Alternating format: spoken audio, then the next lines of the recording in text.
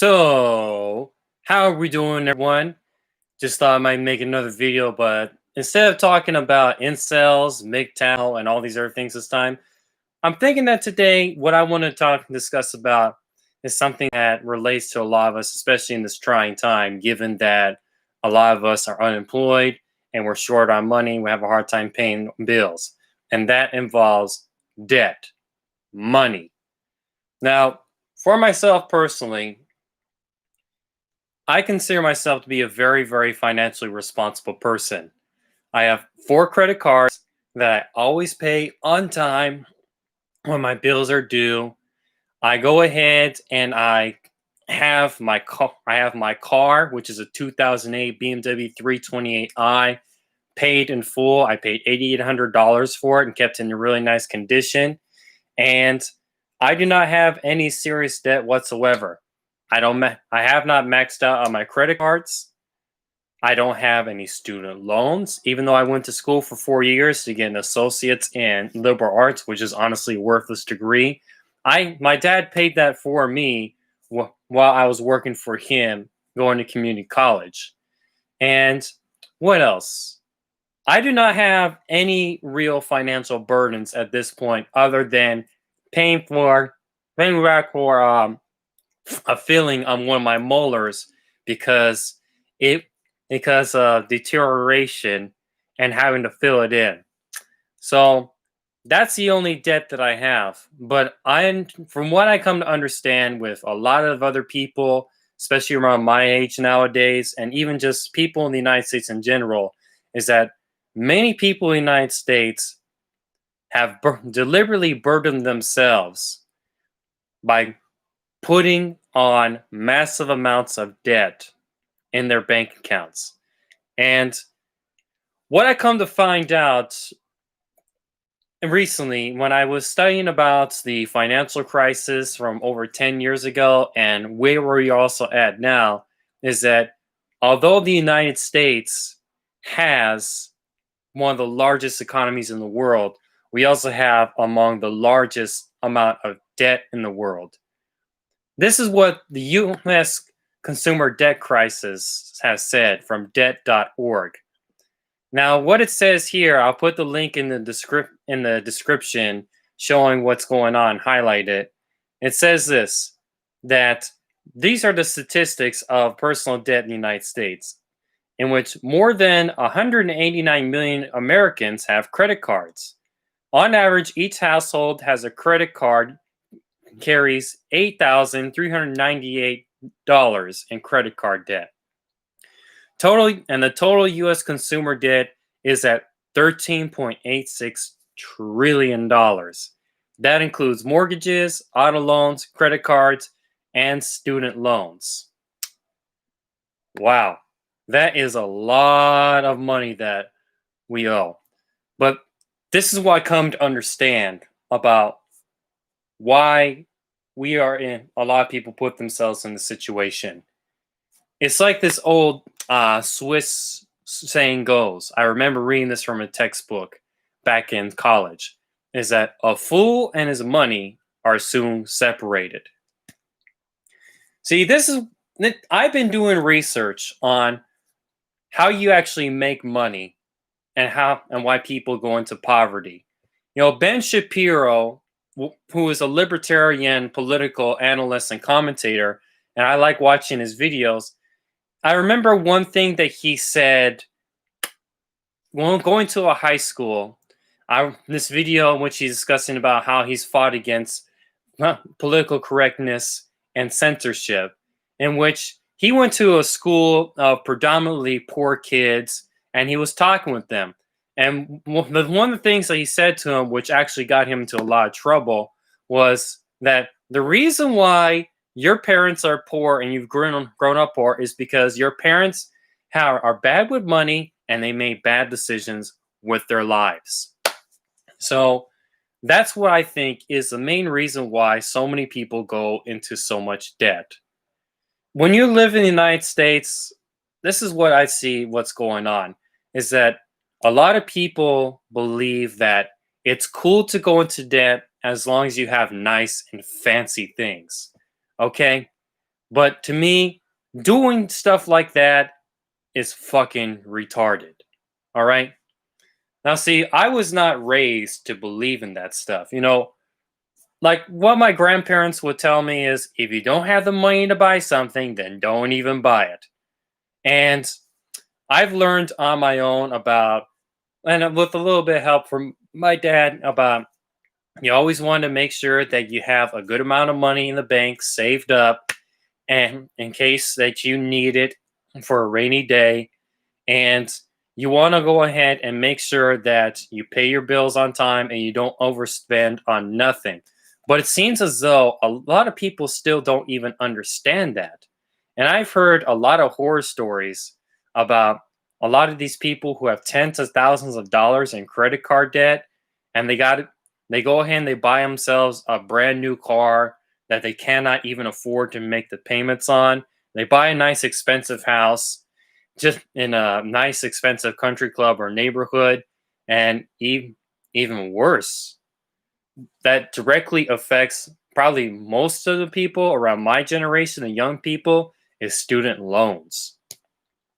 What I come to find out is that student loans is one of the largest sources of consumer debt in this country at $1.5 trillion and climbing. And what has come to a point now with a lot of these kids graduating from college is that they are crushed by all this debt that they've gotten from going to college. But at the same time, a lot of their degrees don't pay back in their investment over time because they end up getting a worthless degree. And for me personally, I am very, very thankful that I did not end up in this sort of position. See, here's another personal example from me was that when I was a kid growing up, my parents set aside a fund for me that I could use when I go to college. And right around the time when I was in community college, my dad, as I said before, was paying for my education. But at the time when I was close to the end of getting my associate's degree, I was thinking about, do I want to continue forward in university or do I want to go ahead and do something else? And I decided to do something else because it turns out that most kids and a lot of kids that end up graduating from college now can't even get a job with their degree, and even when they do, their job doesn't even need a degree, and they have to move back home with their parents. They have to go ahead and get a couple of regular jobs they could have gotten straight out of high school, and they got to pay off all this debt for many, many, many years. I even heard stories of people who are still paying off their debt in their 50s or 60s, 70s, or 80s. And they don't have really any money saved up for them for retirement. And I said, I don't want to do this. So, and I know people are going to say, oh, you're living with your dad and you're working at Red Lobster. Okay, that's true. But here's the thing. The reason why I'm here with my dad was because I had a bad experience moving into this room for rent in another town called Indio. And that is a personal story. Let's just say it was a fucked up situation and I got the fuck out of there. And I had really no other choice except to move back in with my dad because it was hard to find a room for rent at the time. And also, look, I may be in a position now in which I'm working as a line cook, but I'm much better off, and I'm sure most of the people around my age, because at least for me, I know people personally who are in this position. I don't have any serious student loan debt. I don't have any serious credit card debt. I don't have any of these serious financial liabilities, you know? And I come to have this attitude towards money and understanding how money really works. There was this one interview that I saw a few years back with Larry King interviewing this man named Carlos Slim, who is the wealthiest philanthropist in Mexico. He's owned telecommunications companies and multiple other companies in Mexico, and he's one of the wealthiest men in the world. And Larry King asked him, so what is your approach to money, Carlos? And I don't remember exactly what Carlos said, but I'm gonna paraphrase what he said. He said this: money is like fruit. If you're smart, you use the seeds of the fruit from the trees that you have so you can grow more trees to produce more fruit. And understanding more about that, and for me, reading all these books like Napoleon Hill, Think and Grow Rich, and watching videos on entrepreneurship or whatever, is that the real way to make money is to not go into debt, but is that you save and your money and invest it into ways that it makes you more money over time. So, getting back to the money that I got from the college fund, what I did with that money instead of using it for school was I took some of it and I got myself um, I put the money away into a couple of investment funds with Fidelity Investments, a Roth IRA, which is an investment account that you save up for retirement that's tax free. And that once you take it out at age 65, the government's not going to take any money away from you. And I also put it in the investment individual account, like a bank account, but it's automatically puts the money that I have invested into different sort of investment and whatever that grows in value over time. And as long as I go ahead and I keep putting money away into those accounts, by the time I'm of old age and retirement, I don't have to worry about money. Okay? Because I'll have enough saved up from both of those accounts that I can be free to enjoy myself and do whatever I want. And there will be a lot of people that will, around my age, that will wish that they were in the same position in life as me at that point. But most of them, a lot of these people nowadays, they think that, oh, I want to live the glamorous life. I want to have a nice, big, expensive house and the nice, expensive sports car. And the latest and greatest phone is worth $2,000 and buying all this shit that I don't need, but I want it because I look cool. I don't give a fuck about any of that shit. Okay? Like I said before in my previous videos, no one really cares about you. You know, I I see this all the time. You know, is that especially like in hip hop and rap music, on how these music artists end up growing broke and going into destitute because they just blow their money on stupid fucking shit. They want to blow their money on all this expensive jewelry. This is a silver chain. This is a silver chain that my dad got for me in Puerto Vallarta, Mexico. But it's not worth hundreds of thousands of dollars like all these other dumbass rappers spend their money on. And they keep spending their money on the latest and greatest clothes from Louis Vuitton and Gucci. I don't give a shit about any of that stuff, okay? And people go into a lot of debt just to get that stuff, and they don't have hardly any money in the fucking bank. People go broke trying to look rich, whereas rich people act broke so they can go ahead and be rich. Because here's the thing, when you see guys like Warren Buffett, Jeff Bezos, Bill Gates, Elon Musk, they're not walking around with big expensive chains, or just all these all these ridiculously expensive clothing or whatever. A lot of these guys, they might wear a nice expensive suit or whatever, but for most of these guys, their lifestyle is very, very modest. They're humble. They act like they're broke so that they can keep putting money away and investing it to making even more money over time. And that's what a lot of people in this country do not understand. They think that it's cool to go into debt just to look like they're rich. Well, let me bring up another quote. See, I'm not a religious person, but I've read some stuff in the Bible that I think reigns true even nowadays, even though a lot of it to me is just a bunch of fictitious fairy tales and all that. As I said before in the video, why I'm not religious, let me bring up this one verse from the Bible. This is from Dave Ramsey's website. Dave Ramsey's a popular YouTuber who talks with people, giving them financial advice who are in serious amounts of debt. But this is from his website. It says this.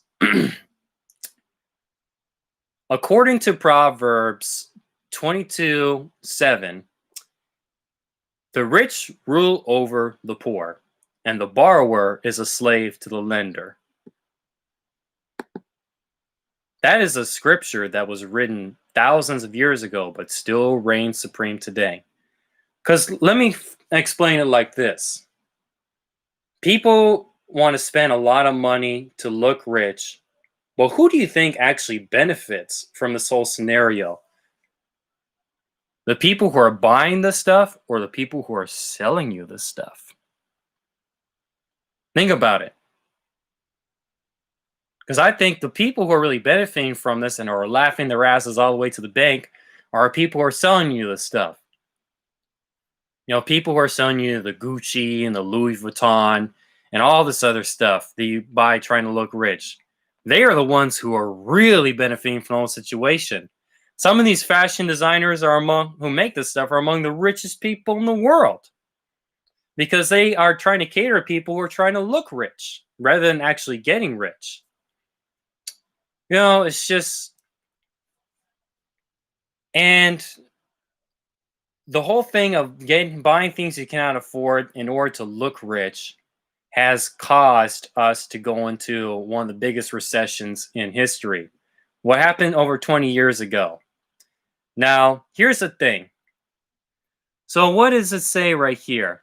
This is from Institute of Research, Labor and Development on what really caused the Great Recession. Now, this is what it says in the opening paragraph of this article. Overview. The Great Recession that began in 2008 led to some of the highest recorded rates of unemployment and home foreclosures in the U.S. since the Great Depression. Catalyzed by the crisis of subprime mortgage-backed securities, the crisis spread to the mutual funds, pensions, and corporations that own these securities with widespread national and global impacts. 10 years after the onset of the crisis, the impact on workers and economic inequality persists. In a series of policy briefs, okay, now what does it say further down? Now it says, conventional wisdom holds that the housing industry collapsed because lenders of subprime mortgages and had perverse incentives to bundle and pass off risky mortgage-backed securities to other investors in order to profit from high origination fees. The logic follows that banks did not care if they loaned to borrowers who were likely to default, since the banks did not intend to hold onto the mortgage or the financial products they created for very long. Okay. Basically, reading this and understanding what I've read from other articles, one of the main reasons why the recession happened years ago was because a lot of banks were giving out loans for people to buy homes to people that honestly could not afford them. But the banks didn't care because they wanted the money. They wanted people to go into debt so that you can go ahead and have to be enslaved to this debt. Now, I remember I watched this video years ago, and I understand that a lot of these companies that are selling you these things to go ahead and look rich and whatever, they're encouraging you to go into debt because they got you by the balls with that. As I said in that quote from the Bible, the rich rule over the poor, and the borrower is a slave to the lender. And in this day and age, many people are slaves to debt, to money that they owe from rich people that sell them the stuff that they go into debt for, which is just stupid. It's stupidity. And that's why our country was such a financial mess and still is a bit of a mess today.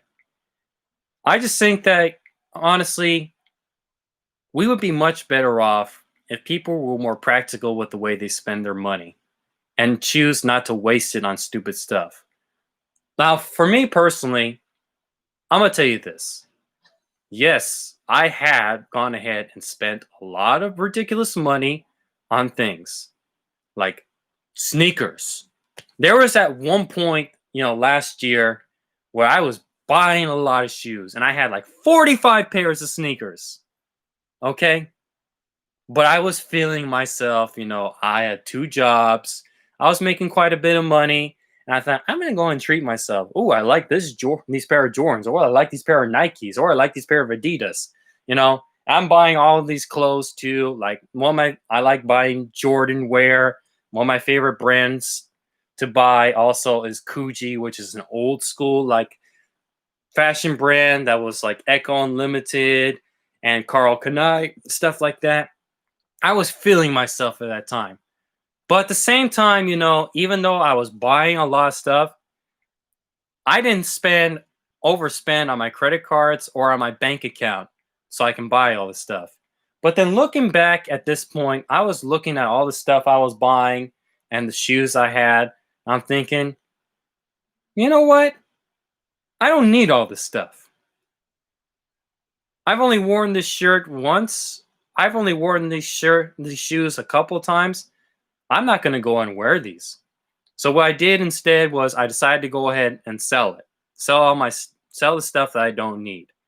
And I was able to go ahead and sell quite a lot of my pairs of shoes over the past year, especially during the whole coronavirus shutdown, because a lot of people are looking online, buying things online that they wouldn't have been able to because they were so busy working. So, and now I'm down to about 25, 30 pairs of shoes. You know, now I like to look good. I like to have variety of my clothes and whatever. But I limit myself with how much I spend and I limit myself with how much I have. Because here's the thing, when you have too much stuff, it's not only just a strain in your finances, but it's also a lot of unnecessary clutter in your life. It's like, why would you want to go ahead and buy a lot of stuff you don't need when it's just going to sit in the garage forever? Why? Just doesn't make sense. But you have all this stuff because it's a way to fill a void. And I'll admit, buying a lot of those shoes and the clothes was a way to fill a void for me because it was not boring, because it was exciting, it was fun. But then that all wears off after a while, and it's like a drug. So, in a way, people go into a lot of debt and they buy all of these expensive clothes or whatever because it's a way to fill a void because you're not happy and secure within your own skin. But that's not going to, no matter how much stuff you get, that's not going to cover up your own personal sense of dissatisfaction and insecurities. That's why for me, I've been investing more time into, instead of buying clothes or shoes, I buy books like this.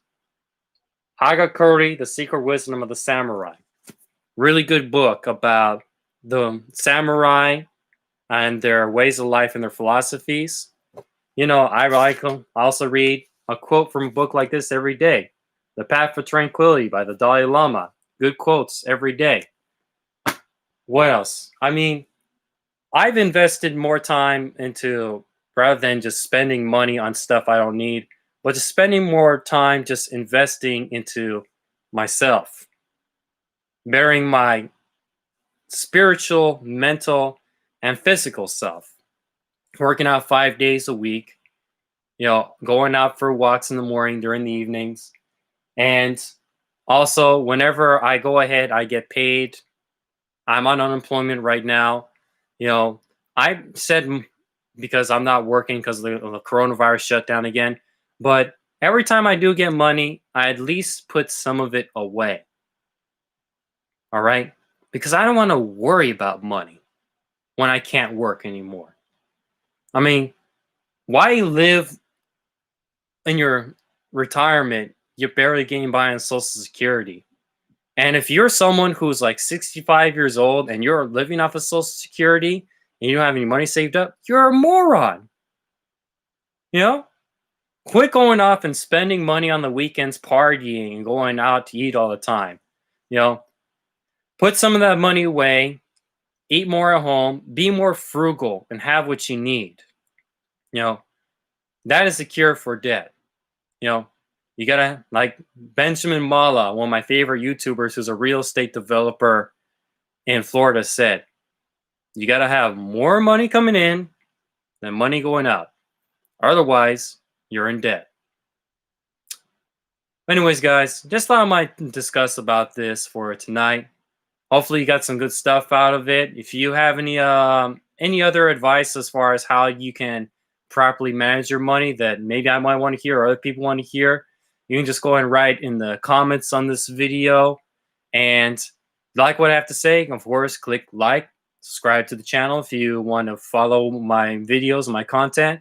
Share this with someone else who might appreciate this and might learn something from it.